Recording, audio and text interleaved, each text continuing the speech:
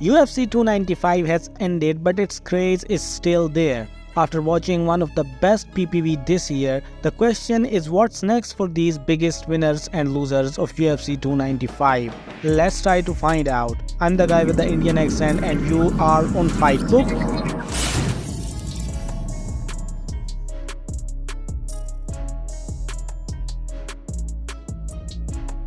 At last, peace has returned to the light heavyweight division and Pereira has been anointed upon the throne.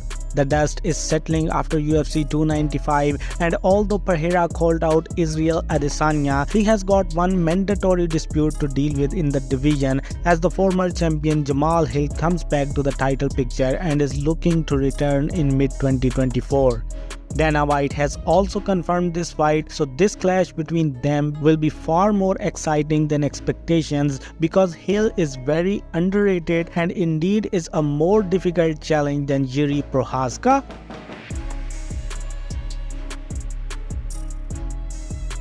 Jiri Prochazka got finished early, so he's definitely not getting a rematch. Instead, he has to earn it by beating a top-ranked guy.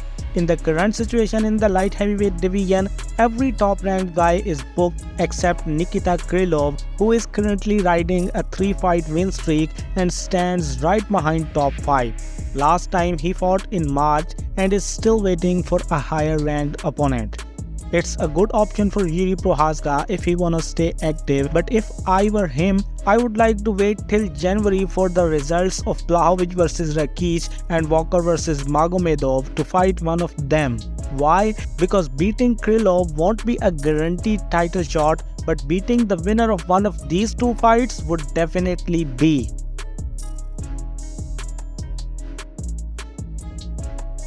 Although I do not give an F about the legacy fight anymore and want to see Jones vs Aspinall, but I'm not Dana White, so we all know it's not happening. Tom Aspinall had been trying to fight Cyril Gane, but Gane kept ducking him, and now when Aspinall gets the interim belt by beating Pavlovich on short notice after Jones vs Miocic fell off, Gane is now suddenly interested in fighting him and called him out. Guess what? Aspinall also says that he doesn't want to wait for the Jones vs Miocic fight and would like to defend the interim title in UFC 300. There is no other contender in the division more worthy of the interim title shot than Gane, so don't be surprised if this fight is announced.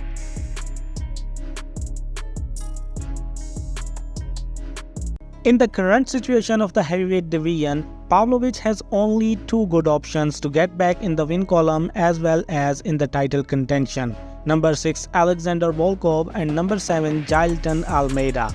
Jailton Almeida was supposed to fight the number 5 ranked Curtis Blades, but after Blades pulled out, he had to beat Derek Lewis with a boring decision.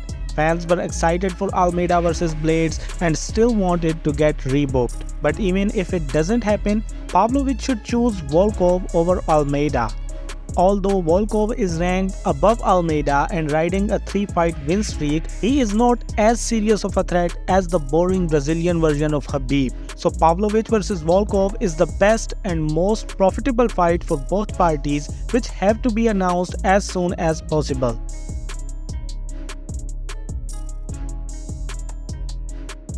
Jessica Andrade, who was previously on a 3-fight skid, finished Mackenzie Dern in the second round with a superb performance.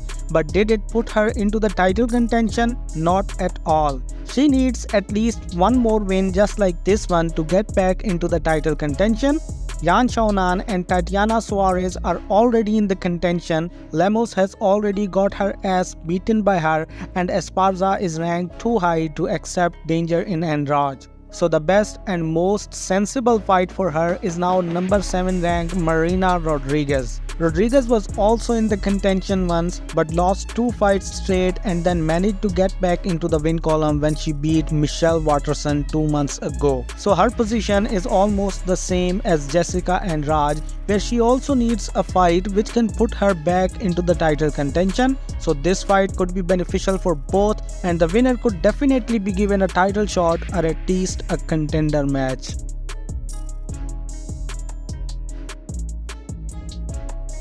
Mackenzie Dern is maybe the only fighter in the UFC history who undeservingly has headlined 3 UFC cards. Most of her fans want to see her on OnlyFans rather than in the octagon, but I think she doesn't want to follow the footsteps of Paige Van Zandt.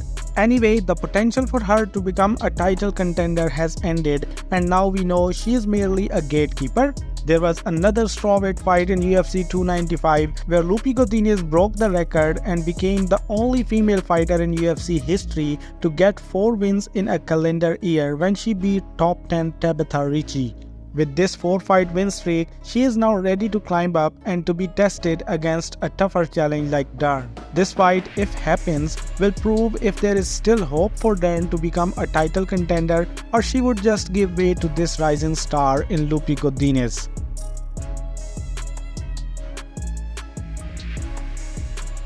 Benoit Saint-Denis is coming off an aesthetic performance in the lightweight division and is currently on a 5-fight finish streak. He has cracked the rankings after beating Frevola and now stands at number 12 as a brand new threat for the whole division.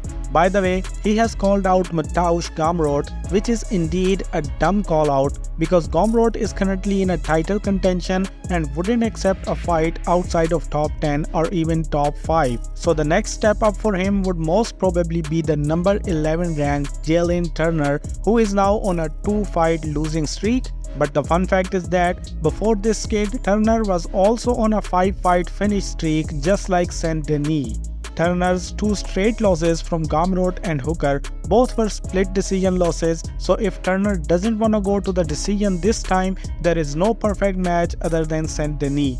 Both fighters have won 13 fights in MMA with 100% finish rate, so I think both finishers should fight for their 14th victory and for a chance to move up closer to the title.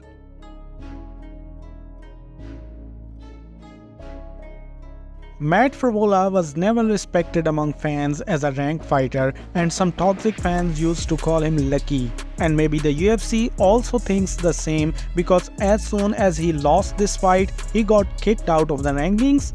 Now if he wants to prove that he still deserves a chance to get back in the rankings, he needs an opponent, either a prospect or a veteran who is unranked but has some name value. As now he is not ranked anymore, so he has a lot of options to choose the best fight for him, but according to me, the best among them could be Jared Gordon, who also fought in the same card and got an impressive victory.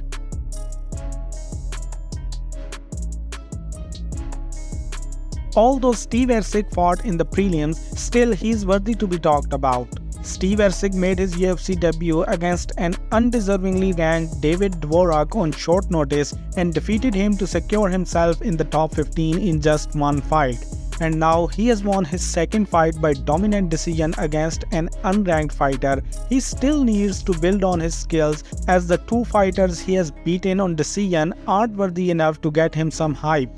Before moving on to the top 10, he should get another perfect fight against number 11 ranked Tim Elliott, who has won 4 in his last 6 UFC bouts and coming off a loss to Muhammad Mokaev, the fight he was clearly winning but got caught in the 3rd round.